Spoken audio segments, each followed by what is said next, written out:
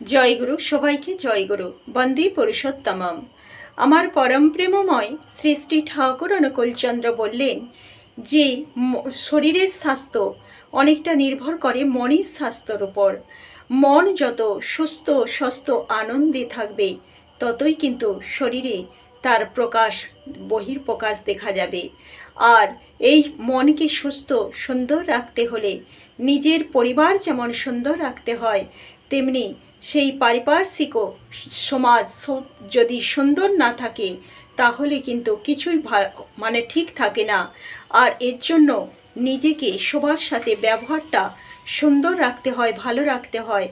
কেউ যদি কারোর সাথে দুর্ব্যবহার করে, খারাপ ব্যবহার করে, কারো মনে আঘাত দিয়ে কথা বলে, কারো মনে ক্ষত সৃষ্টি করে, তার নিজেরও কিন্তু শরীর দিন দিন ভেঙে যায়। তাই ব্যবহারটা সবার সাথে ভালো রাখতে হয়, সুন্দর রাখতে হয়।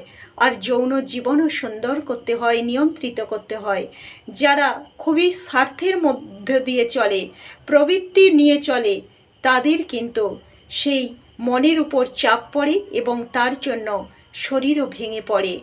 আর বললেন প্রিয় পরম, খাওয়া দাওয়াটাও কিন্তু, ঘুম, খাওয়া দাওয়া, আহার বিহার, এগুলোও কিন্তু সেই সুস্থ সুন্দরভাবে নিয়ন্ত্রিত হওয়া লাগে।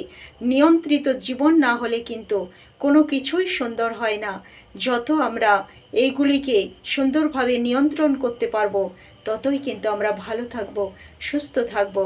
তাই শরীরকে সুস্থ সুন্দর রাখতে হলে, আর প্রিয় পরম বললেন যে খাওয়ার সময় যদি মন প্রফুল্ল না থাকে, তাহলে কিন্তু শরীরের সেই হরমোন সিক্রেশনগুলি ঠিকভাবে হয় না, হজম প্রক্রিয়া ভালোভাবে হয় না, তখনও কিন্তু শরীরটা ভেঙে পড়ে।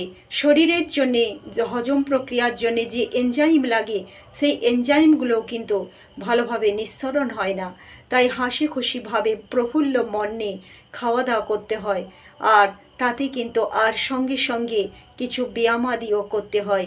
এই হলো হক কথা, যা আমার প্রিয় পরম বললেন, তাই আমি তুলে ধরার চেষ্টা করলাম সবার সামনে।